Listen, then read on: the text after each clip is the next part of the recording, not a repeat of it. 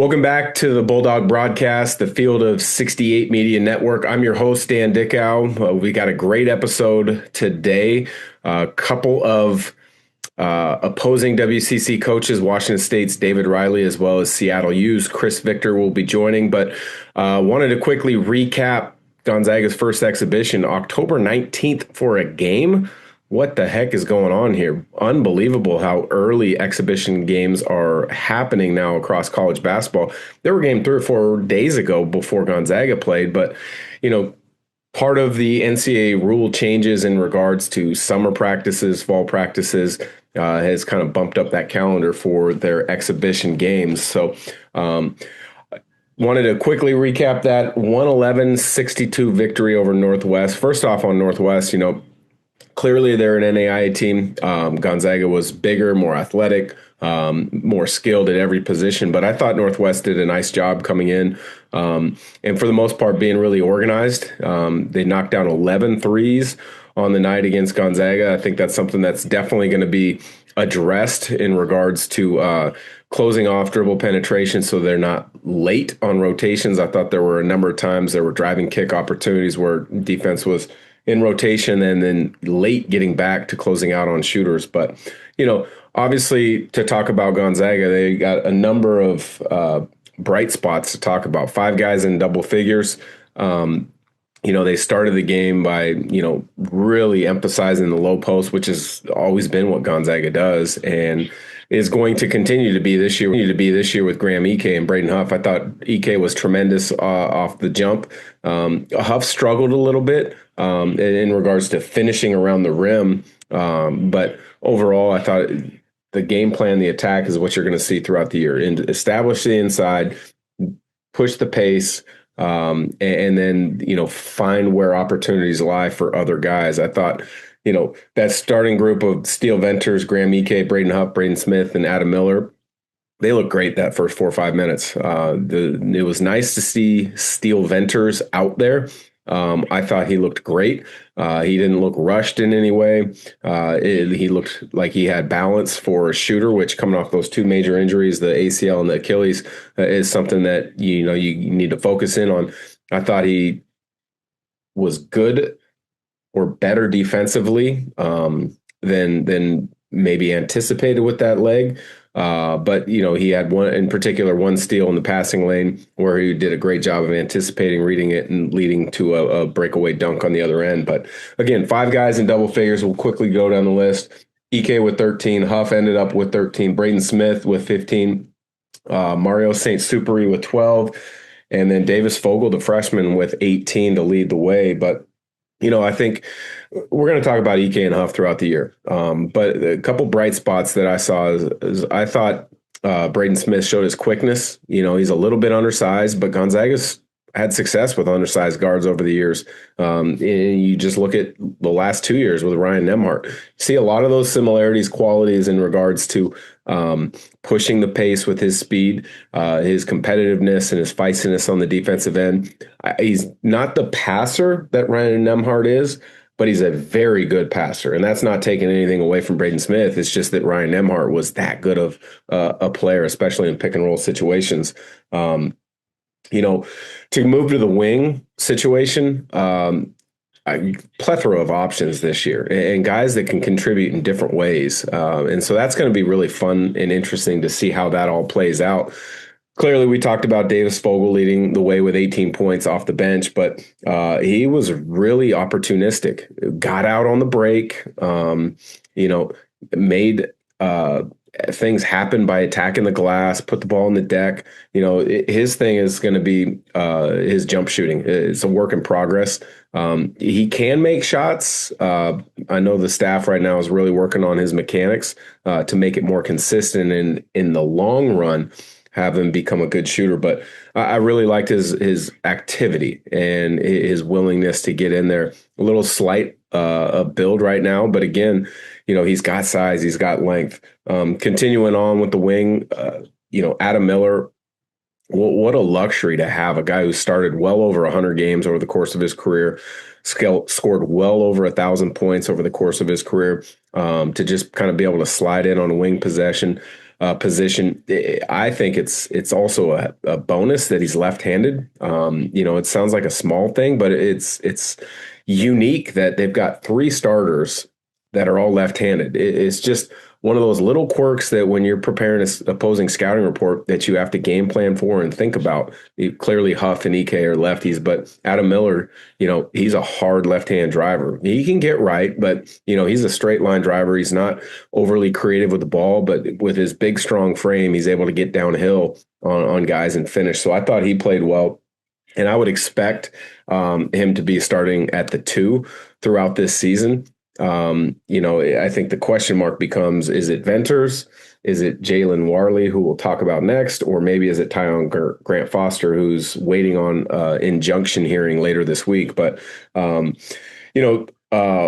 I think, was tremendous. He showed the versatility that we've kind of been hearing. Not a great shooter. I mean, you can see it at the free throw line, the mechanics, they've gotten it to the point where they're makeable at the free throw line, although that's not what you're relying on him for to be a shooter. What you're relying on him to be is a tremendous defender, guarding 1 through 4.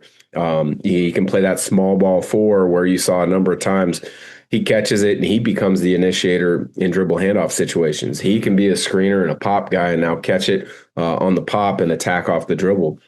Also saw, his feel for the game, his willingness to make passes and deliver passes. He had one in particular. He threw it to Davis Vogel, who got a dunk where it was a small window to throw it through in transition, and he got it done. So really liked what I saw from him. And then you talk about the freshman, Mario St. Superi, much more in command, much more in control than he was in the craziness in the kennel scrimmage where he had 5 turnovers. Only ended up with 1 turnover. I believe it was a travel, if I remember right, but he was much better picking his spots when he tried to find guys in situations. Showed the ability to knock it down from 3 a little bit, 2 of 2 from beyond the arc. He can slide into a 2. He can play a little bit of point, but I kind of lump him, I guess, right now in that kind of wing conversation, the 2s and 3s of finding minutes. But I really liked what I saw from him. Big, strong guard, willing to defend as well, which leads us to Tyon Grant Foster. The injunction hearing is this Thursday. It's really a disservice what the NCAA is doing. I mean, you lead him into believing he's going to have an opportunity to play because of all the other waivers that have been granted. So he doesn't make an attempt to go play overseas. He doesn't make an attempt to get with a team for NBA Summer League to give him options to play in the G League or to play overseas. And so now he's kind of stuck in a difficult spot with timing because if he's not eligible to play at Gonzaga, it's going to really put that young man in a difficult position. And this is where the NCAA, I think, get things wrong so many times. And I know Coach Few in his post-game remarks made comments about this too, but you'll have guys that transfers for a reason that they may claim needs to be closer to his cousin. And there's really no validity to it, but the NCAA grants it. Well, Tyon Grant Foster has validity to why he would be or why he should get another year. I mean, you're talking about a young man played 2 years in JUCO, went to Kansas during the COVID year, mind you, and then transfers to DePaul, plays 1 game over 2 seasons when he had an enormous heart issue, 2 heart attacks, loves the game of basketball, works his way back to be able to play. He plays 2 years at Grand Canyon, and with all of the talk of extra years of eligibility, it's led to believe that he's going to be able to play. And so he wants to play in college as opposed to, go after his professional aspirations. NCAA allowed him to practice and then 10, 12 days or so later say he's not eligible to play in games. Well, at that point, why didn't you come up with this decision in June or why did you allow him to practice, a week and a half or so ago? So that's something that if he is deemed eligible to play, he's going to add even more depth to that wing, a player with a ton of experience, a high-level athlete, very skilled, has been in the NCAA tournament with Grand Canyon. with Kansas and just really wants to be a part of Gonzaga's basketball program. So hopefully get good news on that. All in all, Gonzaga shoots 54% from the field, over 62% in the second half. They dominated on the glass, which is what you expect. 13 turnovers against, Northwest, who didn't necessarily pressure the ball, maybe a few too many. You look at 3 of those coming from Diani, who would get an offensive rebound and lose it in traffic. Those will be worked on. 2 of those turnovers, Noah Holland, which, I thought he gave good minutes towards the end when he was in, but a lot of those are cleanable, fixable mistakes, things that aren't going to necessarily happen, because you look at the improvement of St. Superi, they're not turning it over. And then Braden Smith playing about 20 minutes, 4 assists versus only 1 turnover. Those are bright spots as well. But overall, about what you could expect in an exhibition against NAIA team with a 111-62 win. Definitely a lot to clean up. Kind of minor details, spacing, defensive rotations, I think, or something that'll be cleaned up this week before heading into the second exhibition, which is against Western Oregon, a team out of the GNAC Division II of the NCAA. And you got about 8-9 days to prepare for that. And it should be another stepping stone to seeing just how good this Gonzaga basketball team could be. I know if you watch the broadcast on SWX, Greg Heister likes to put it out there that, hey, this is maybe one of the deepest teams, which it could be. This is maybe one of the best teams with a chance to get to a Final Four, which it could be. But lots of things clearly have to fall into place if a team is going to make it that far. Does this team have the talent, maybe the size, the depth to do that?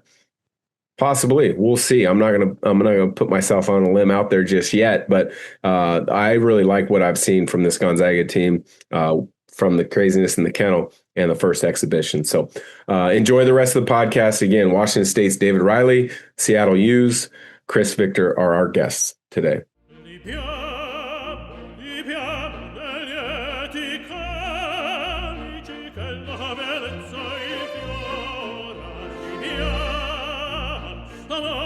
Life happens.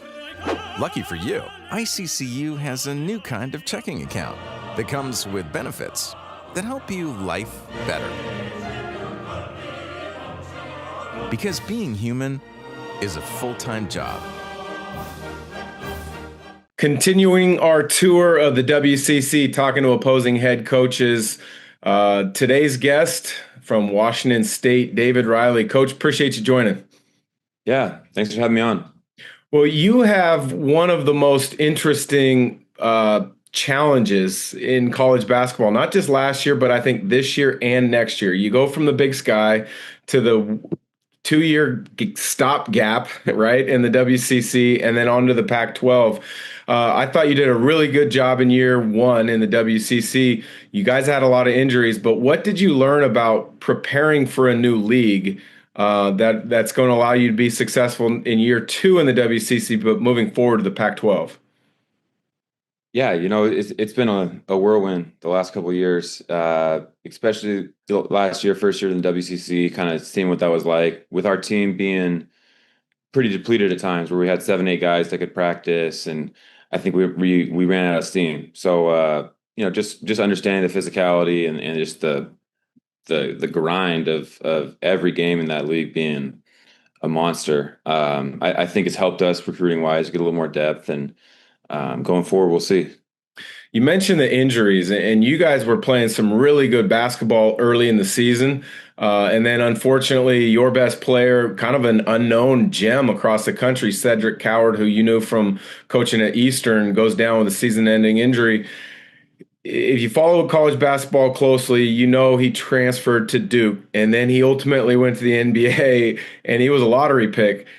Just how good was he, and how would he have helped your guys' team last season? I mean, he can do everything. You take a lottery pick off most college basketball teams, they're going to look very different.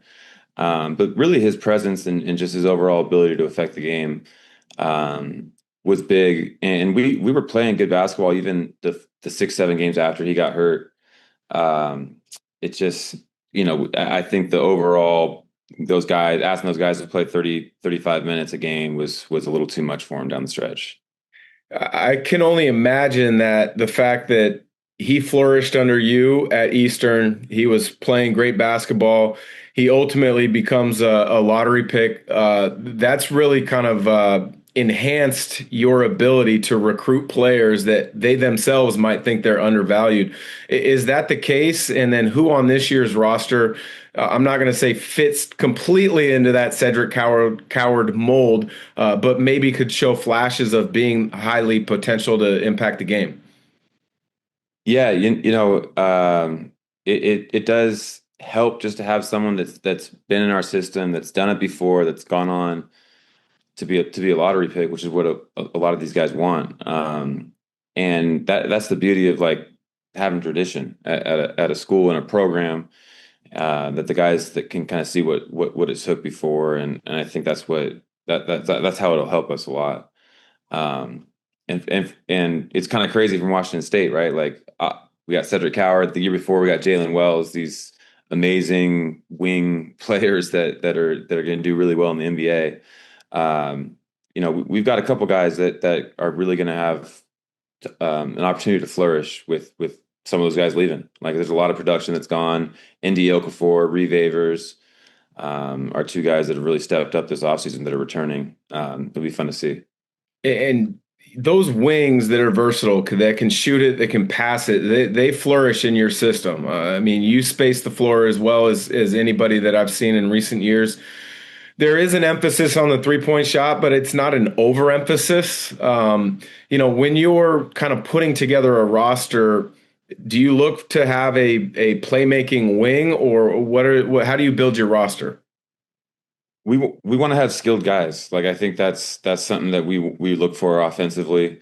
Guys that can, shooting is great. Like everyone looks at that as like the most obvious skill there is, but being able to pass or shoot, being able to make plays for others, I think that's what's big. And then once they're in our system, they can develop, and it's kind of interesting to see like different guys fit, but anyone that can play in space, I think is really effective in the system and that has some skill.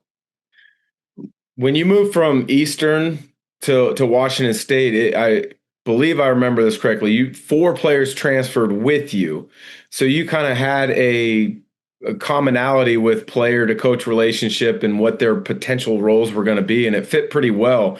You've lost that familiarity, at least with those guys. How do you replicate that in year two without them there?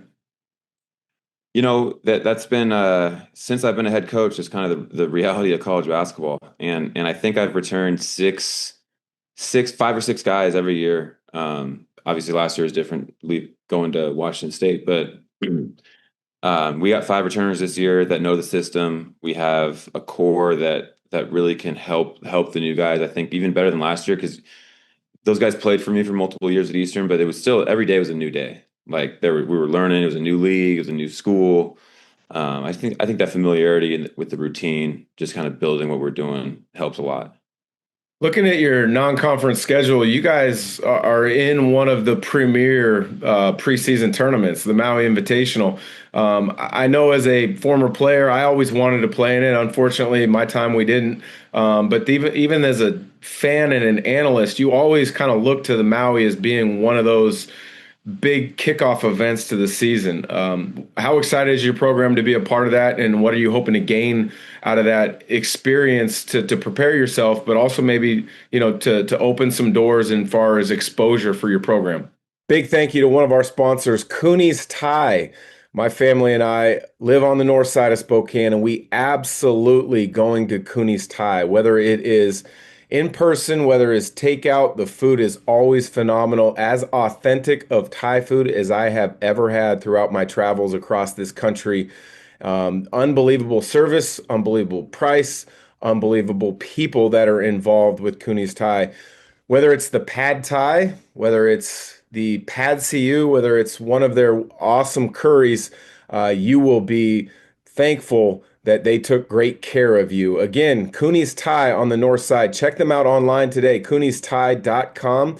Whether you want to sit in the restaurant and you have tremendous service, or order for takeout. It will be piping hot and ready for you when you show up. Thanks again to Cooney's Tie. I mean, I'm super excited for it. This is a tournament that, I talked to our coaches about 3 years ago. We played in Hawaii, got our butts kicked. I said we got to stay in the mainland. Like we got to not travel as far during the season. The only way I'll go back is the Maui Invitational, and we got that opportunity this year. And for me personally, growing up, like I remember all those tournaments. Watching trying to sneak during class, watch games, and watching Adam Morrison and all these different huge games that happen over there.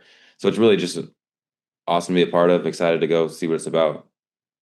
You had touched on Ravers earlier, and he was a player who had some injuries last year, but he showed some big flashes. 6'8", 6'9", if I remember correctly. Great shooting touch, a good feel for the game.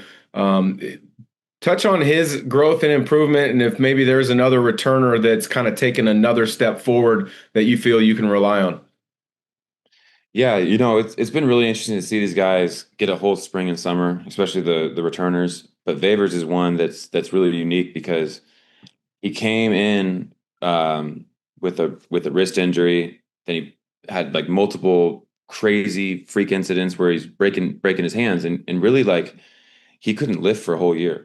And for a kid that's like 6'8", when you look at his body, like that's the one thing he's missing. This has been great for him to have a whole offseason where he can lift for the last year. He's much stronger. He can play off the bounce a little bit better. It's been really cool to see his development. And like when he was healthy last year during the fall practices, he was the leading scorer in our practices. I mean, we got Cedric Coward and Lawan out there, and he was doing some things before he got hurt. And so he's one guy that's really taken a jump. Indy Okafor is the other one. He's been really fun to see him get more comfortable, more assertive, understanding how we do like the offense and the defense and what that looks like. He's able to just play off instincts a little more. So I'm excited to see what those guys can do in their year two. This question's a little bit more kind of detail oriented as far as how the game of basketball is played. You guys space the floor as we talked about. You emphasize but not overemphasize the three, but a lot of times you guys will throw the ball to the post, not necessarily to create a scoring opportunity, but to adjust the defense.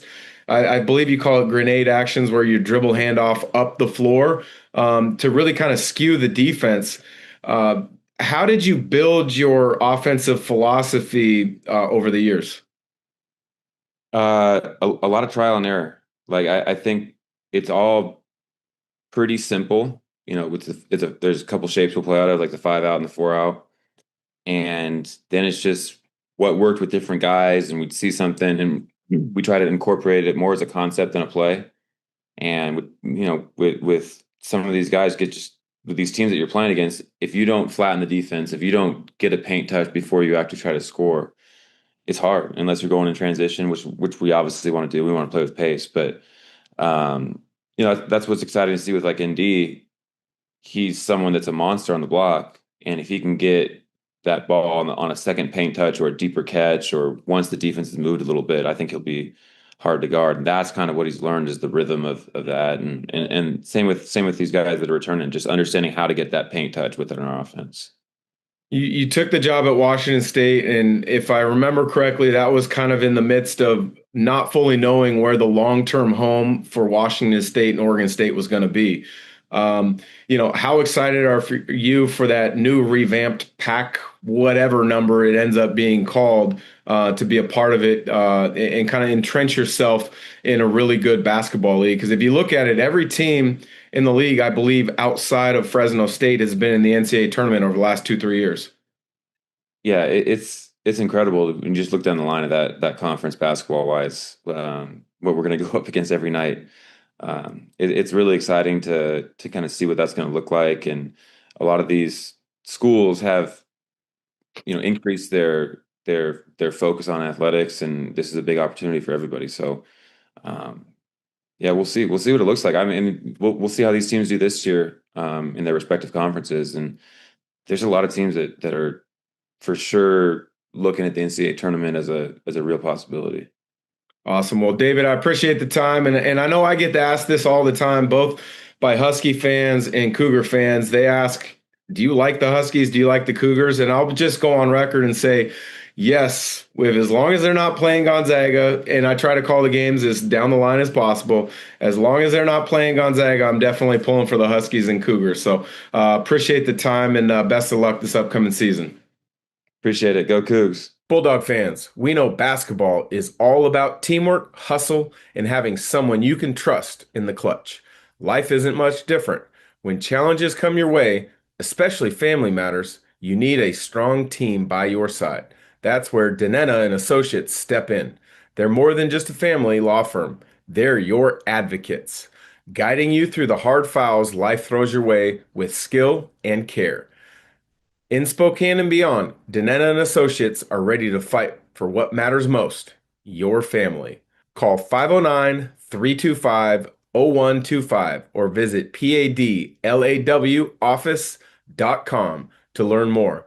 That's padlawoffice.com to learn more. Welcome back to the Bulldog broadcast on the Field is 68 Media Network as we continue to take a journey throughout the WCC and connect with head coaches throughout the league to kind of share updates on their programs, the outlook for them. And this is a new one because Seattle's head coach, Chris Victor, who is our guest, is new to the WCC. We are going to talk about Wayne Tinkle at Oregon State, David Ridley. They went through this process a year ago. Chris is now in it right now. So, Chris, welcome to the show. Appreciate you joining. Year one, what are the differences that you're seeing preparing for the WCC as opposed to the WAC? Yeah, great to be on here, Dan. Thanks for having me on. It's a fun challenge for us, but a very big difference in conferences. Some of the things that are great or our travel improves a little bit. Jumping in WCC, got to stay on the West Coast.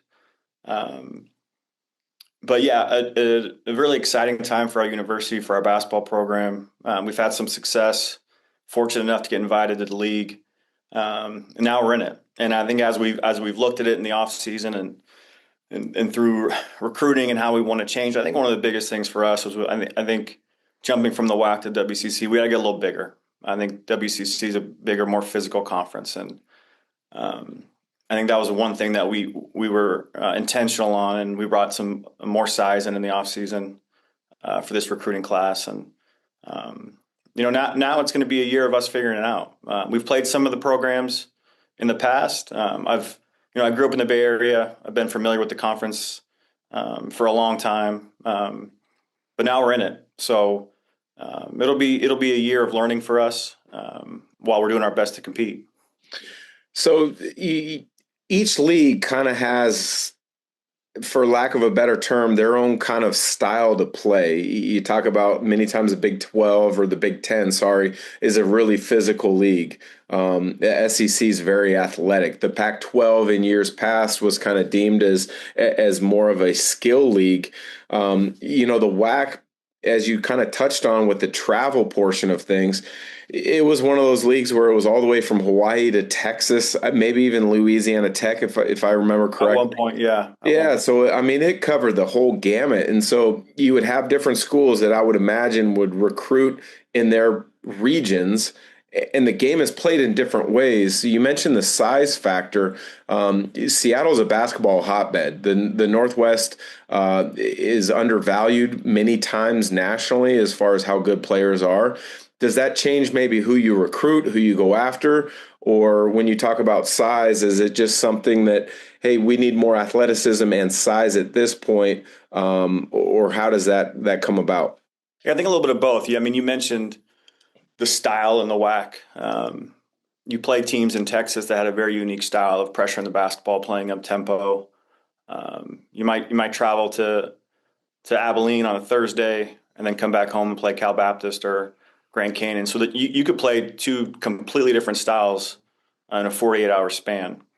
I think the WCC's a little more similar in playing styles. I don't think you have as many outliers as you had in the WAC. but a lot of skill, a lot of size, a lot of athleticism. And yeah, for us, joining the new conference has allowed us to get in recruiting conversations that maybe we weren't going to be in the WAC. Players that are view us a little differently now as a program with the different conference that we're jumping into. So that's helped. And we're trying to improve in all areas now. I mean, we know the level of competition in this conference, the success they've had, multiple bids every year. I mean, it's a big time basketball conference on the West Coast. And for us to compete, we got to keep getting better. We got to keep improving. So, and I think that starts with the recruiting trail.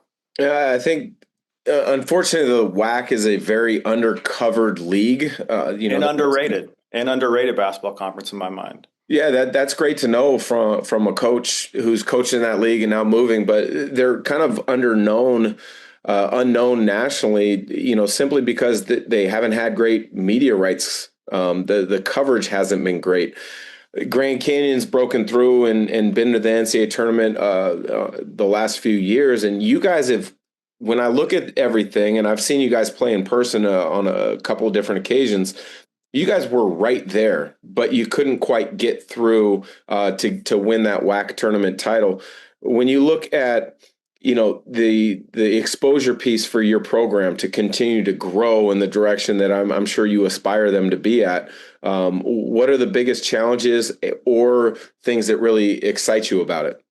McGillivray Environmental can handle any of your construction needs, specializing in new construction, repairs, residential and commercial asphalt paving, excavation, environmental mediation, and hazardous waste. Reach out to Kip McGillivray at McGillivray Environmental today at 208-556-6384 for your free estimate.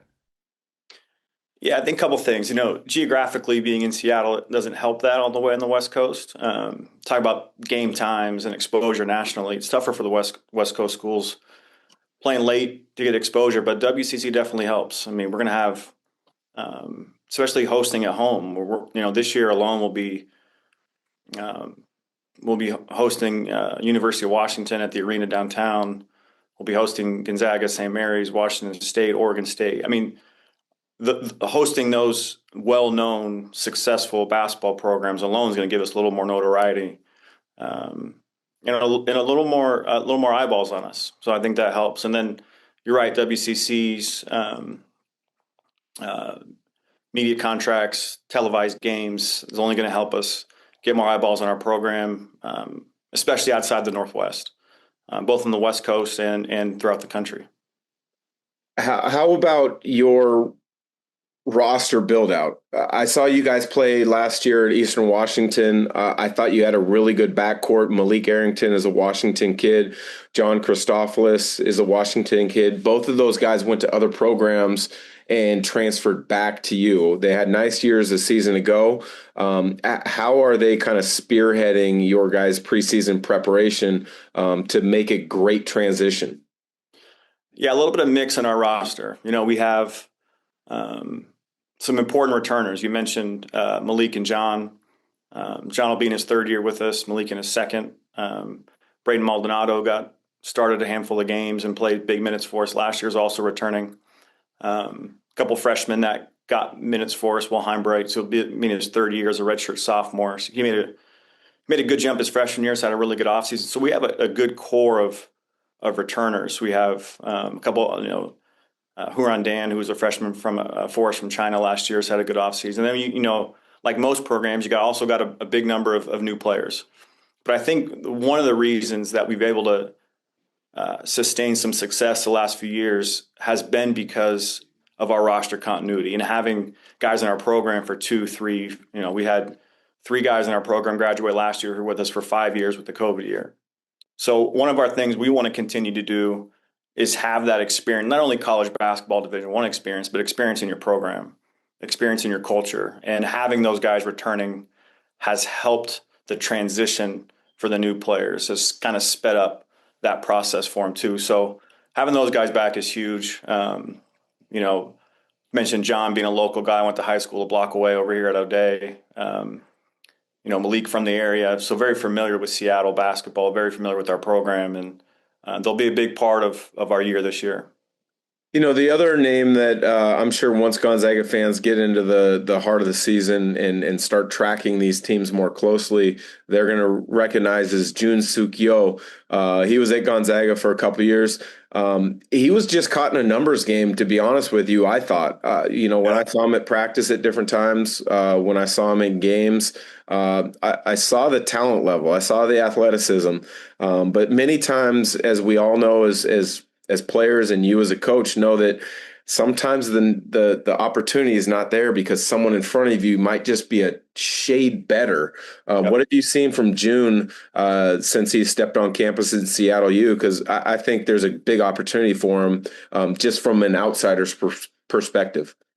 Yeah, I agree. Really excited about June. We haven't had him in Seattle that long. He was playing with the Korean national team, was playing in the Asia Cup in Saudi Arabia, was a big part of their team, and they made a good run. And then unfortunately he tweaked a knee and has a minor knee. So he's just getting healthy now. So we haven't, with him playing international basketball for Korea and him getting here a little late, and with the knee, he's just getting healthy now. So to be honest with you, he hasn't been playing with our guys so much, but watching him with his national team, and you're right, seeing the size, athleticism, the ability to score the ball, really excited about what he brings.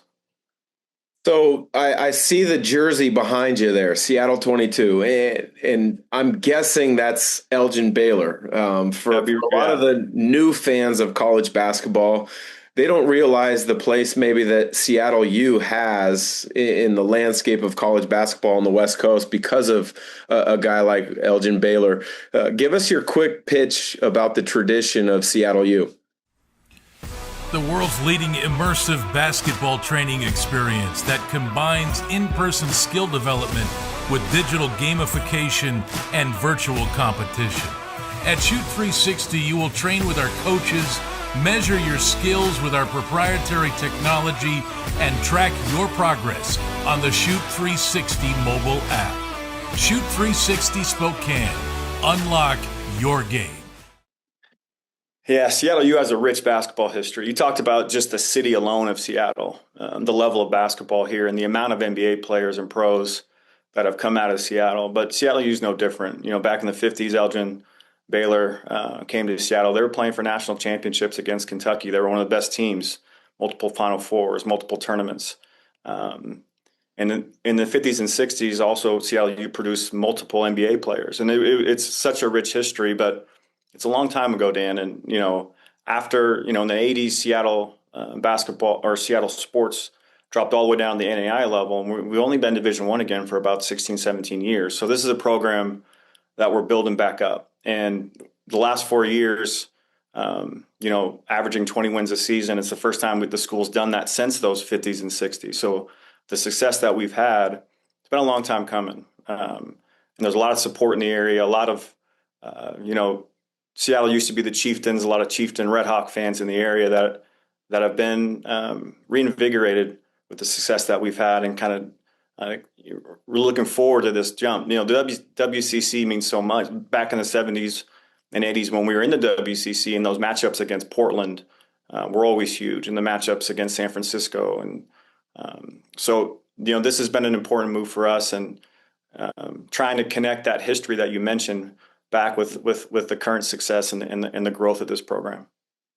When you look at the lay of the land in regards to coaches in the WCC, you've got some tremendous coaches. I think Coach Hughes undoubtedly be a future Hall of Famer. I think Randy Bennett, if Gonzaga fans were to take their Gonzaga-centric glasses off, they would realize there's a good chance Randy Bennett could be in the Hall of Fame at some point, just based on the success that he's had with St. Mary's not having the resources a lot of their programs have, and in his win percentage. Is there a coach or two that maybe you're looking forward to kind of matching X's and O's with? Because there is a lot of similar styles, but at the same time, every coach has their own unique twist on how to make adjustments, or, how to keep the opposing coach on their toes. Yeah, you mentioned those two guys. I have so much respect for So this is such a well-coached conference. Some coaching legends here. I mean, to talk about Coach Few, Coach Bennett, Coach Sendek, to name three. I mean, what those guys have done in their career is special. And for me, growing up as a young coach, learning from those guys, watching those guys, stealing a lot from those guys, right? Being able to coach against them is an honor, and it's really cool that we're in this spot where we get to go on the sidelines against those programs. It's also unique for me. When I was at Eastern coaching as an assistant, the other coaches on that staff were Shante Legans and Dave Riley. So, we've been very close since then. We've been great friends. So to be coaching against them now is going to be unique for me as well. Being out of the conference, not being opponents is fun, but, getting against those guys will be unique too, just with how close we are. Well, I couldn't let you get off this interview without asking about a good friend of mine, a former college teammate at University of Washington, who's the associate head coach at Seattle U, and that's Grant Leap. We've stayed in touch over the years. We've talked about so many different basketball things. I think he's got a bright future, but every coach puts together a staff that supports you. Right. Give us a little bit about your staff, but maybe expand a little bit about Grant Leap, just because I've got that personal connection with Grant. And if you want to go off in a way that, hey, he needs to improve about this or this, I'm more than open to hearing it. Because no, Grant's one of the best human beings I've ever been around. He's just an amazing guy. Talking about Washington State Gatorade Player of the Year back in the day, and an amazing career at UW. He's the only thing that I got to, and I'm okay with it because he played at UW, but sometimes he's sneaking away to go to some of their alumni events with their staff. And I'm like, hold on, let's make sure we keep this you keep your red and black on the whole time too. But no, he's been such a big part of what we do, and the associate head coach promotion this year was long overdue with how much impact he's made here in our program. And you're right, he's a special person, great basketball mind, and he's got a long career ahead of him in coaching. Awesome. And for our staff too, I think we talked about our roster continuity with our players. That's also been a trend with our coaching staff. Multiple guys on this staff started as GAs, non-assistant positions, and have grown into assistant positions.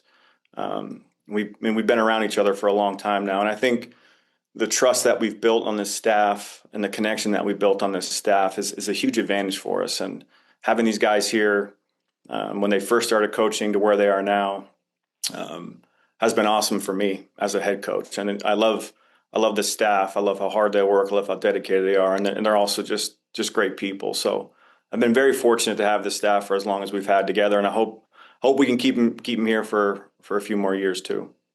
Well, I will go on record as saying this is I've always felt that if the WCC expanded, or if there was going to be a kind of Big East kind of similar league on the West Coast, I've always said Seattle U, because of the location, the prior history, as we talked about, should be a part of that. Unfortunately for you guys, Gonzaga is going to be moving to that new Pac-12 realignment, but to have the WCC bring in Seattle U, I think, is a great addition to the league. I'm looking forward to watching you guys, and hopefully I'll have a broadcast or two of you guys this season and be able to see you up close a little bit more than just from the television screen. So appreciate the time. Nothing but the best of luck, and should be a fun season. Yeah, thanks for having me on, Dan. Look forward to it. Hopefully I'll see you in the booth for a couple of our games.